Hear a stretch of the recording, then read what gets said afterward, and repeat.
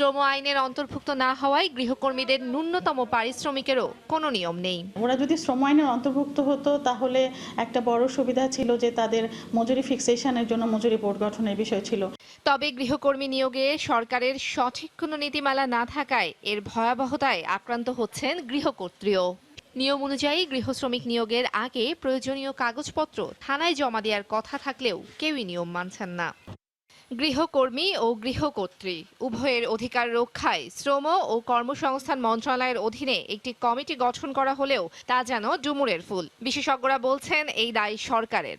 আমাদের আন্তরিকতা, আমাদের সাংগঠনিক স্বল্পতা, এগুলো অভাব। সারা দেশে গৃহকর্মীদের যে তাদেরকে নিয়ন্ত্রণ, তাদের দেখভাল করার জন্য যে মনিটরিং সেলটা, সেটা এখনো ফাংশনাল হয় নাই। তাহিয়া রুবাইয়া তপলা, সময় সংবাদ, ঢাকা।